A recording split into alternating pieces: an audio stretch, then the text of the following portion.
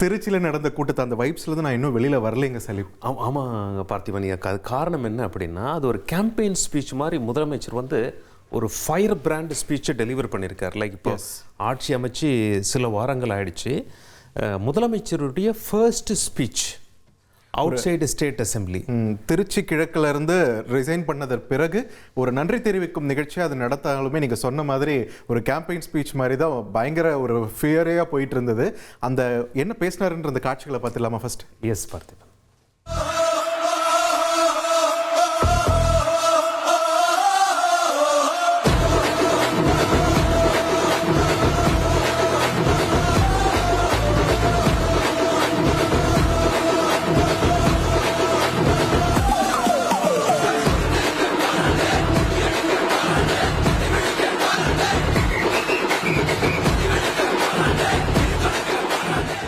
நான் தான் அவசரப்பட்டு ஸ்பீச்சுக்கு போயிட்டேன். வரவேற்பு தெரிவிக்கக்கூடிய அந்த காட்சிகளை தான் பார்த்தோம். ஆனால் இன்னைக்கு ஒரு முக்கியமான ஒரு விஷயம் மாறி இருக்கு இல்லையா? மிகப்பெரிய ஹைலைட்டுங்க பார்த்திபன். ஏன் அப்படின்னா, பதவியேற்பு விழாலையும் சரி, தான் முதலமைச்சராக பதவியேற்கும் போதும் சரி, அமைச்சர்கள் சபாநாயகர் பதவியேற்புலையும் சரி, கவர்னர் மாளிகையினுடைய இன்ஃப்ளூயன்ஸ் இருந்தது.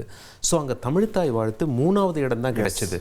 பட் இங்கே இது கட்சி நிகழ்ச்சி என்ற காரணத்தினால முதலமைச்சர் தமிழ்த்தாய் வாழ்த்த முதல்ல பாட சொல்லி உத்தரவிட்டிருக்கார். அதே போல தமிழ்த்தாய் வாழ்த்து மட்டும்தான் இங்கே பாடப்பட்டது. கேளிலொழுகும் திகழ் பரத கண்டமெதில் அர்த்திலக வாசக இருந்த பெரும் தமிழனங்கே தமிழனங்கே உன் சீரிலமை திறம் வியந்து செய். என்ன பேசினாருன்ற ஒரு பாட்டுக்கு வருவோம். பெரம்பூர் திருச்சி கிழக்கு 2 தொகுதியில் போட்டிட்டாலும் திருச்சி கிழக்கு ரிசைன் பண்ணிடுவார் அப்படின்னு ஆரம்பத்துலேருந்தே சொல்லிட்டு இருந்தாங்க. அதுக்கு தகுந்த மாதிரி ரிசைனும் பண்ணதும் அவங்களுக்கு ஒரு போய் நன்றி கூட சொல்ல மாட்டீங்களான்னு எதிர்கட்சிகள் தரப்புல இருந்து விமர்சனங்களும் முன்வைக்கப்பட்டது.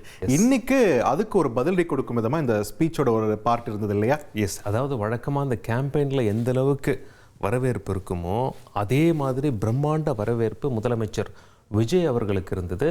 திருச்சி கிழக்கு என்னுடைய ஹார்ட்டுக்கு ரொம்ப நெருக்கமாக இருக்குது அப்படின்னு சொல்லி முதலமைச்சர் பேசின காட்சிகளை பார்த்துடலாமா? என்னை பொறுத்த வரைக்கும், தமிழ்நாட்டை பொறுத்த வரைக்கும், தமிழ்நாட்டுக்கு எப்படி திருச்சி வந்து ஒரு இதயம் மாறியோ அந்த மாதிரி என்னோட இதயத்துக்கு திருச்சி கிழக்கு தொகுதி மக்களும் ரொம்ப ரொம்ப ரொம்ப க்ளோஸ் தான். அதுல எந்த மாற்றமும் கிடையாது. சரிங்களா? ஸோ இதில் பிரதானமாக பார்த்திபன் இந்த முழு ஸ்பீச்சில் என்ன பேசியிருப்பார் அப்படின்னு சொல்லி மக்கள் நினச்சாங்க அப்படின்னா, பிரதானமாக வந்து திமுகவை எதிர்த்து பேசியிருக்கிறார், கடுமையாக விமர்சிச்சு. அப்போ மற்ற கட்சியை விமர்சிக்கலையா அப்படின்னு சொல்லி கேட்டால் அவங்களுக்கெல்லாம் இடமே கிடையாது. எல்லாம் அவுட் ஆஃப் கொஸ்டின் மாதிரி, எல்லாம் அவுட் ஆஃப் த பாக்ஸ், எல்லாம் அந்த கட்சியெல்லாம் ஒரு பொருட்டே கிடையாது. இனிமே தமிழ்நாட்டில் திமுக தாவேக்காங்கிற அளவில் அந்த ஸ்பீச் இருந்தது. பிரதானமாக திமுக மேலே ஃபஸ்ட்டு குற்றச்சாட்டு என்ன வைக்கப்பட்டதுங்க பார்த்திபன்? பிரதானமாக சொல்லணும்னா 6 மாதம் அமைதியாக இருப்போம், உங்கள் ஆட்சியை நடத்துறத நாங்கள் பார்ப்போம்னு சொன்னாங்க. ஆனால் பாருங்க 6 நாள் கூட அவங்களால அமைதியாக இருக்க முடியல அப்படின்ற ஒரு குற்றச்சாட்டை முன் வச்சு பேசினாரு. அந்த காட்சிகளையும் பார்த்துடலாம். ஓகே. ஆட்சிக்கு வந்து சில வாரங்கள் கூட ஆகல. 6 மாசம் அமைதியா இருப்போம்னு சொன்னவங்களாம் 6 நாள் கூட அமைதியா இருக்க முடியல. ஆட்சிக்கு வந்து 1/2 மணி நேரத்திலே ஆரம்பிச்சிட்டாங்க. பாவம், ஒரு கல்யாண வீட்டுல எல்லாம் போய் புலம்பிட்டு இருக்காங்க. அதாவதுங்க பார்த்திபன், தான் சந்தித்த ஃபஸ்ட்டு தேர்தலையே எம்ஜிஆரை விட அதிக வாக்குகளை வாங்கியிருக்கேன் அப்படிங்கிறத அழுத்தம் திருத்தமாக விஜய் பதிவு செஞ்சார். பட் இன்னொரு தகவலையும் சொல்லிட்டார். நான் எனக்கு என்ன எம்ஜிஆரோட ஒப்பிடல, எம்ஜிஆர் தான் அப்படின்னு சொல்லியிருக்காரு. அதை பார்த்துடலாமா? எஸ். புரட்சி தலைவர் எம்ஜிஆர் அவர்களுடைய முதல் தேர்தலில் கூட இந்த அளவுக்கு ஒரு ஓட் பர்சன்டேஜ் வாங்கல அப்படின்ட்டு நிறைய பேர் சொன்னாங்க. ஆனா நீங்க டிவி கேட்க அவ்வளவு நீங்க ஆதரிச்சிருக்கிறீங்க. நான் எம்ஜிஆர் அவர்களோட எல்லாம் நான் கம்பேர் பண்ணல. எம்ஜிஆர் தான். ஆனா நாம பெரியார், அண்ணா, எம்ஜிஆர் அவர்கள் வழியில ஒரு அன்பா உழைக்க வந்த உங்க விஜய், அவ்வளவுதான். சலீம், தேர்தல் நடக்கிறதுக்கு முன்னாடியும் சரி, தேர்தல் நடந்து முடிஞ்சு அந்த ரிசல்ட்ஸ் வரதுக்கு ஒன்று நடுப்பகுதியிலையும் சரி, விஜய் வந்து யாரோட மேஜிக்கை ரிப்பீட் பண்ண போறாரு? எம்ஜிஆரோட மேஜிக்கா இல்லை என்டிஆரோட மேஜிக்கா அப்படின்ற அலசல்களை நம்ம கூட பண்ணியிருக்கோம் நம்ம தொகுப்பில். ஆனால் பார்த்தீங்கன்னா எம்ஜிஆரை விட அதிக வாக்குகள் வாங்கியிருக்காரு, ஆனால் என்டிஆரை பீட் பண்ணல. ஸோ எம்ஜிஆருக்கும் என்டிஆருக்கும் நடுவில் தனக்கான ஒரு பாதையை விஜய் வகுத்துக்கிட்டார் அப்படின்றது தான் நம்மளால பார்க்க முடியுது. But still the comparisons are always தேர்னா எம்ஜிஆரோட கம்பேர் பண்ணுற ஒரு விஷயங்கள் இருக்குது. அதுக்கு ஒரு கிளாரிட்டி இன்னைக்கு கொடுத்துருக்காரு இந்த ஸ்பீச்சில் அப்படின்றத நம்ம எடுத்துக்க வேண்டியதாக இருக்குது. எஸ் பார்த்திபன், தொடர்ந்து எதிர்க்கட்சிகள் என்ன பண்ணாலும் கேலி கிண்டல் பண்ணிட்டு தான் இருப்பாங்க, அதனால நீங்க தொடர்ந்து கேலி கிண்டலை நடத்திக்கிட்டே இருங்க, நிறுத்திடாதீங்க, ஏன்னா அதுதான் எங்களுக்கு எனர்ஜி தருது அப்படின்னு ஒரு ஸ்டேட்மெண்ட் கொடுத்திருக்காரு முதலமைச்சர். யார் எந்த நிலைமைக்கு எந்த பொசிஷன்ல போனாலும் இந்த கிண்டலும் கேலியுமா பேசுறது இருக்கத்தானே செய்யும். நம்மளை பத்தி, நம்ம அரசியலை பத்தி, நம்ம பேச்சை பத்தி இந்த கிண்டலும் கிள்ளியமா பேசிட்டு தானே இருப்பாங்க. அவங்க எல்லாருக்குமே என் சைட்ல இருந்து ஒரே ஒரு ரிக்வெஸ்ட், தயவு செஞ்சு நிப்பாட்டிடாதீங்க, தயவு செஞ்சு கண்டினியூ பண்ணுங்க. நீங்க தான் என்னோட எனர்ஜி ஃபோர்ஸ். நீங்க பேசிக்கிட்டே இருங்க, பேசிக்கிட்டே இருங்க, பேசிக்கிட்டே இருங்க. நான் மக்களுக்கு தேவையான நல்லதை செஞ்சுக்கிட்டே இருக்கேன், செஞ்சுக்கிட்டே இருக்கேன், செஞ்சுக்கிட்டே இருப்பேன். அதே மாதிரி தன்னுடைய கோட் சூட் அணிவதை பற்றி யாரெல்லாம் விமர்சனம் வச்சாங்களோ அதையும் முதலமைச்சர் அட்ரஸ் பண்ணியிருக்காரு. முதலமைச்சர் என்ன சொல்லியிருக்காருன்னா, நான் என்ன கலர் கலராக கோட் சூட் போடுறேன், பிளாக் அண்ட் ஒயிட்டில் போடுறேன், அதாவது வெளிப்படைத்தன்மையை இதை காட்டுகிறது, கருப்புக்கு இன்னொரு உதாரணமும் இருக்கிறது அப்படின்னு சொல்லி சொன்னார். அது இப்போ சொல்லும்போது அவருடைய பேக்ரவுண்டில் பெரியார் தெரிந்தார். ஓகே, ஸோ அவர் என்ன பேசியிருக்கார் அப்படிங்கிறத பார்த்துக்கலாமா? அடுத்து இப்போ நம்ம புதுசாக அந்த சூட்லாம் போட்டு வரோம்ல, அதை பற்றி கூட நிறைய பேர், ஏன் நாமெல்லாம் கோட் சூட்லாம் போடக்கூடாதா? அதிகாரம் செய்யறவங்களும் ஆதிக்க சக்திகளும் மட்டும்தான் கோட் சூட்லாம் போடணுமா என்ன? அப்பெல்லாம் எதுவுமே கிடையாது. நான் என்ன கலர் கலராவா போட்டு வரேன்? ரெண்டே கலர், நம்ம எல்லாரும் மனசு மாதிரியே பிளாக் அண்ட் ஒயிட்.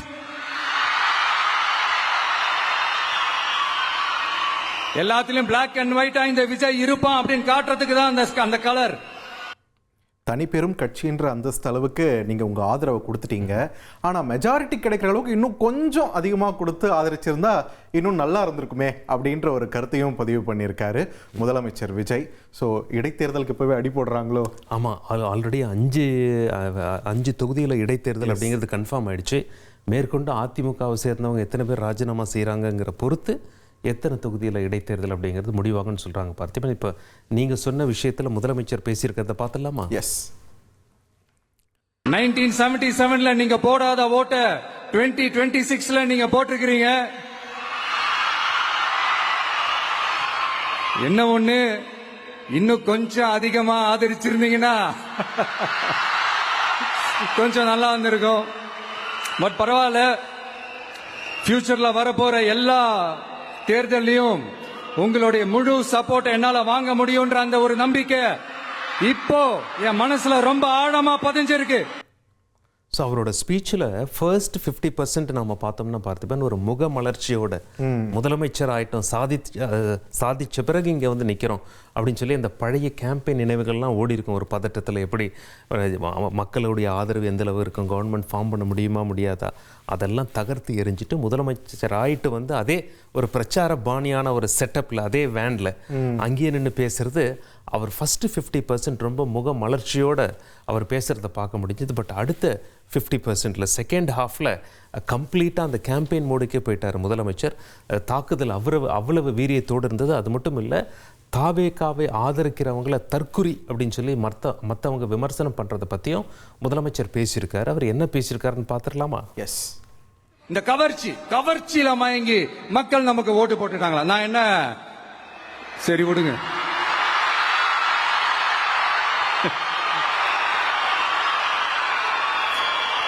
மக்கள் அவங்களுக்கு ஓட்டு போட்டா அந்த மக்கள் நல்லவங்களா, அதே மக்கள் நமக்கு ஓட்டு போட்டா அந்த மக்கள் கெட்டவங்களா, தற்குறியா? இதே மக்கள் தான் இத்தனை வருஷமா உங்களுக்கு ஓட்டு போட்டுட்டு இருந்தாங்க. உங்களுக்கு மட்டும் என்ன, வேற ஏதாவது பிளானட்ல இருந்து குதிச்சு ஓட்டு போட்டு போனாங்களா?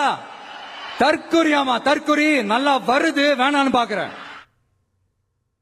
ஸோ விமர்சன கணைகளும் அடுத்தடுத்து அவர் தொடுக்க ஆரம்பிச்சாரு முதலமைச்சர். பதவி போன கோபத்தில் திமுக தலைவர் மு க ஸ்டாலின் அறிக்கையாக வெளியிட்டே இருக்காரு அப்படின்ற ஒரு விமர்சனத்தை முன் வச்சாரு. அது மட்டும் இல்லாமல் அரசியல் புரிதல் இல்லாமல் மக்கள் ஓட்டு போட்டுட்டாங்கன்னு சிலர் விமர்சிக்கிறாங்க. ஆனால் மக்கள் ரொம்ப தெளிவாக இருக்காங்க அப்படின்னும் பேசியிருந்தாரு. அந்த காட்சிகளையும் பார்த்துடலாம். ஸ்டாலின் சார் பதவி போன அந்த கடுப்புல அறிக்கையா விட்டு தள்ளிக்கிட்டு இருக்கிறாரு.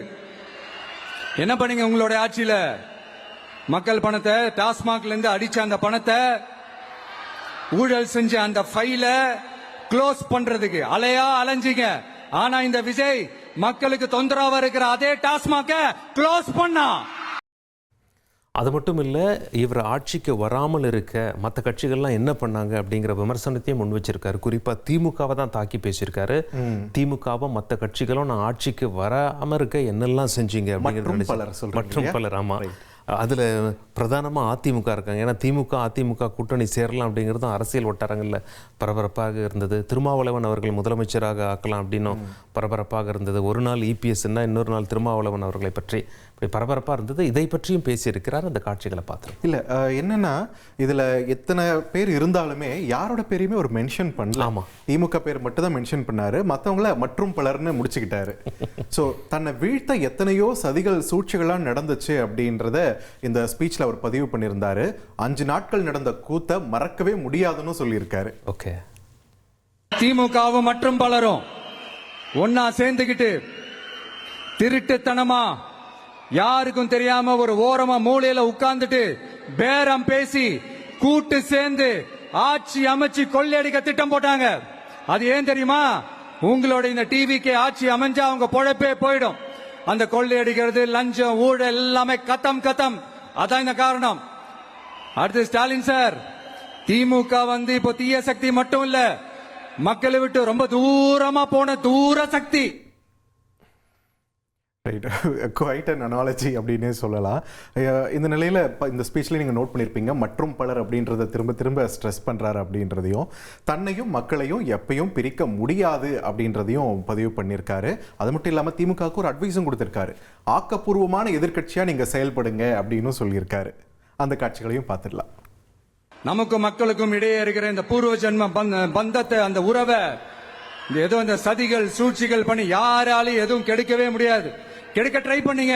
நம்ம ஆட்சிக்கெல்லாம் வரதுக்கு முன்னாடி என்ன சதிகள், என்ன சூழ்ச்சிகள், என்னென்னலாம் பண்ணி எப்படியெல்லாம் தடுத்துடலான்னு.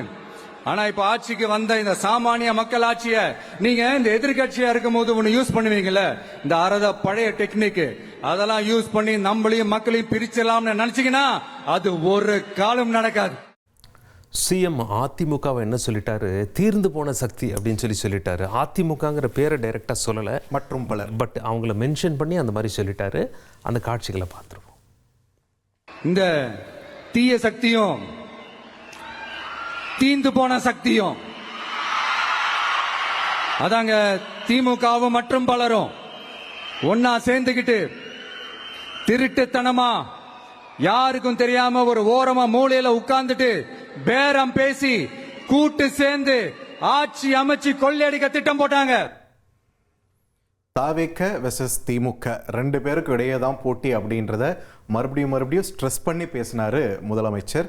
திமுக தாவேக தவிர களத்துல இங்க யாரும் இல்லைன்னு பேசியிருக்காரு. இதை மற்ற கட்சிகள் எப்படி எடுத்துக்க போறாங்கன்னு தெரியல. பட் இந்த காட்சிகளை பார்த்துடலாம். இப்பவும் சொல்றேன், அரசியல் ரீதியா சொல்றேன், 2 பேருக்கு நடுவுல தான் போட்டியே.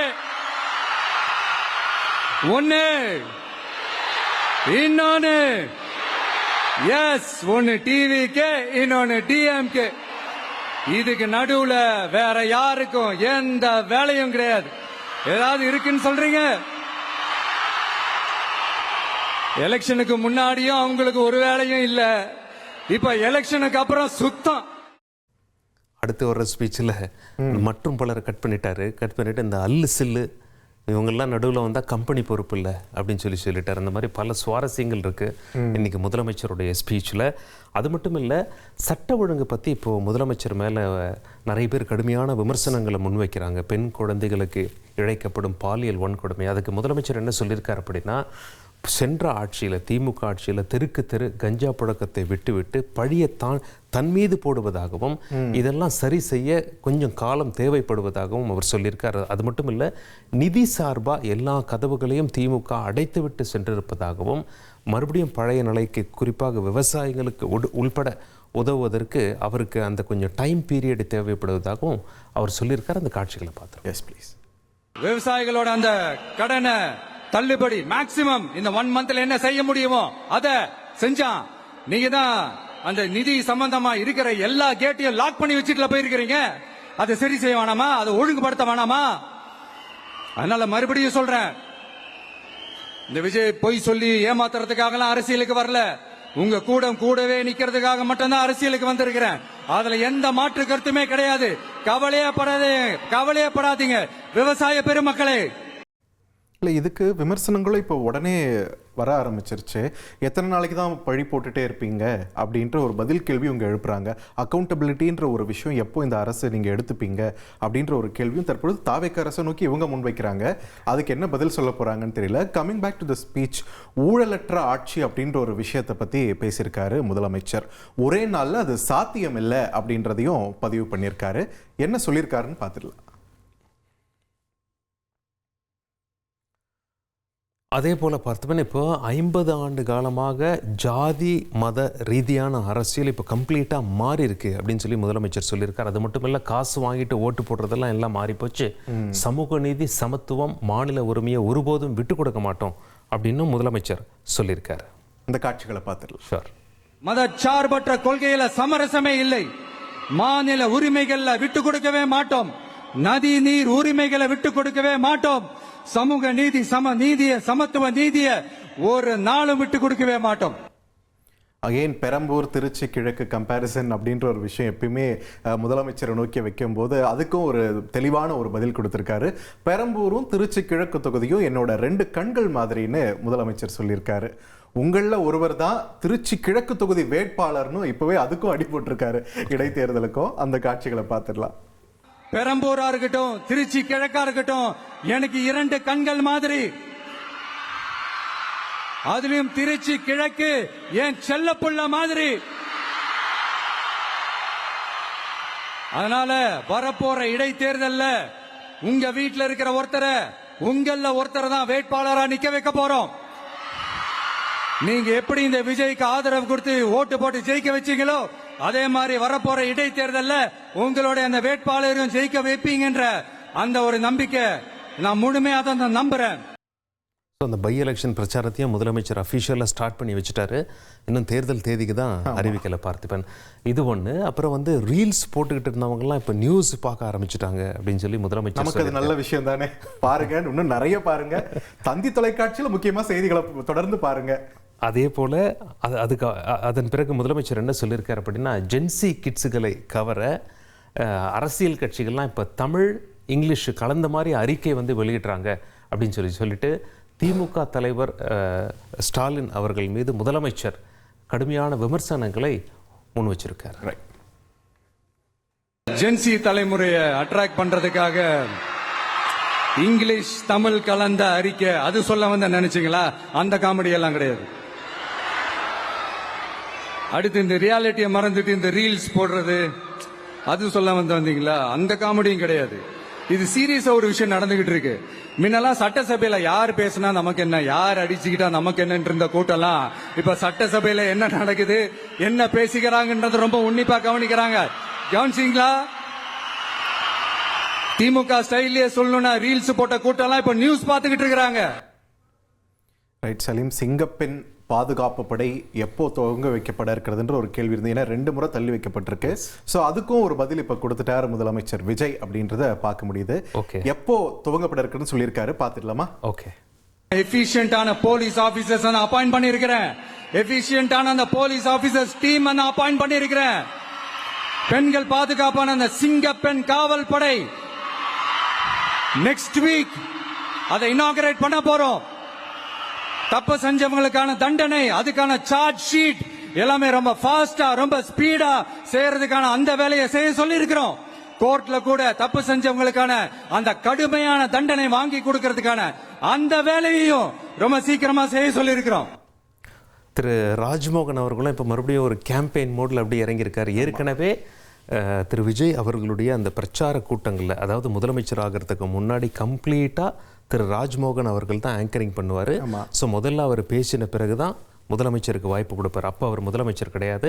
பட் இப்போ ஃபர்ஸ்ட் டைமாக முதலமைச்சர் மற்றும் அமைச்சர்கள் களத்துக்கு வந்திருக்காங்க. களத்தில் வந்த பிறகும் அமைச்சர் திரு ராஜ்மோகன் அவர்கள் வழக்கம் போல் யாரெல்லாம் பேச வாய்ப்பு கொடுக்கணுமோ அவங்களுக்கெல்லாம் வாய்ப்பு கொடுத்துட்டு முதலமைச்சரை இன்ட்ரடியூஸ் பண்ணி வச்சார். அவருடைய அழகான அந்த அடுக்கு தமிழில் இந்த முறை முதலமைச்சர் ஸ்டேஜில் நிற்க அவர் தன்னுடைய அந்த கேம்பெயின் பாணியிலான அந்த ஸ்பீச்சை ரொம்ப அழகாக முன் வச்சதை நம்மளால் பார்க்க முடியும். என்ன இருந்தாலும் ராஜ்மோகன் அவர்கள் நம்ம துறையிலிருந்து போனவர், அமைச்சரானாலும் எம்சின்ற அந்த மைக்கை இன்னும் விடாமல் பிடிச்சிட்டு இருக்காரு பாருங்க. இதுதான் getting back to the roots போல இருக்கு.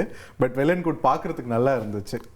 இந்த நிலையில் நிகழ்ச்சியில் மேடை ஏறும்போது முன்னாள் அமைச்சர் கூப்பா கிருஷ்ணன் லேசா தடுமாறினதையும் நம்மளால இன்னைக்கு பார்க்க முடிஞ்சது. உடனடியாக முதலமைச்சர் விஜய் அவருக்கு உதவி செஞ்சு மேடை ஏற்றின காட்சிகளையும் நம்ம திரையில பார்க்குறோம்.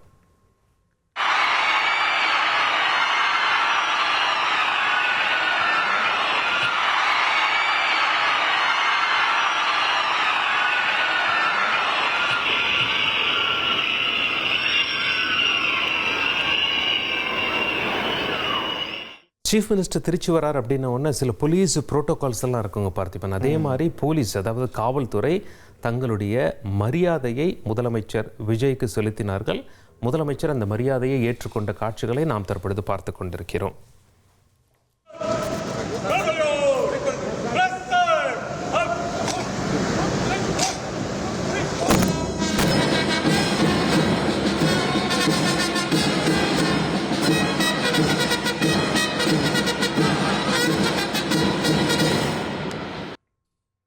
ஆல்சோ காவல்துறை அணிவகுப்பு மரியாதைன்றது ஒன்று தாண்டி மக்களுடைய உற்சாக வரவேற்பும் இன்னைக்கு முதலமைச்சர் விஜய் அவர்களுக்கு கிடைச்சது. சாலையின் 2 புறத்திலையும் திரண்டு நின்று சிஎம் விஜய் அவர்களை நோக்கி மக்கள் கையசித்த காட்சிகளையும் இப்போ திரையில பார்த்துடலாம்.